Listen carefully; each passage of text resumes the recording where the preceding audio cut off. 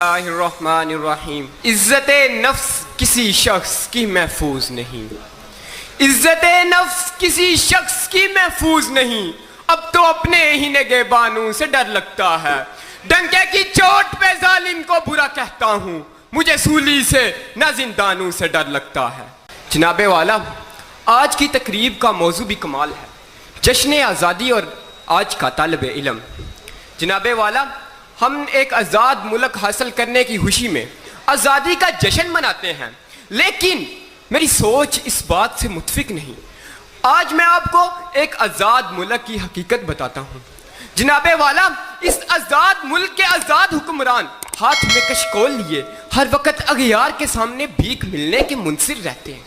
यह ना सिर्फ मुल्क के तशख़्ख़ुस को पामाल कर रहे हैं, बल्कि हमारी आइंदा आने वाली नस्लों को गद्दागरी जैसी शर्मनाक आदत से मुतारफ भी करा रहे हैं।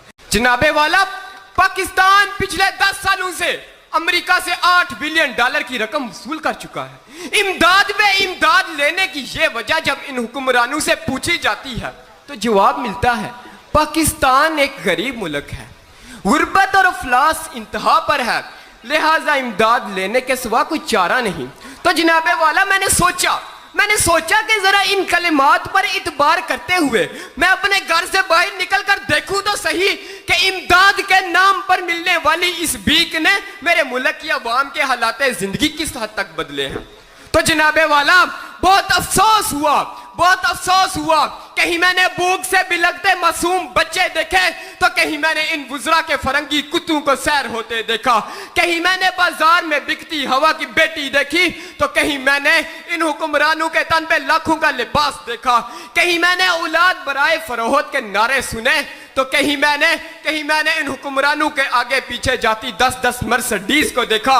जनाबे वाला, मैं क्या बताऊं मैंने क्या देखा। ड्रोन हमलों में मरने वालों की लाशों को देखा, कई औरतों के उजड़ते सुहागों को देखा, कई नौजवानों को हाथों में डिग्रियां थामे पार्लियामेंट हाउस के सामने आग में झुलसते देखा।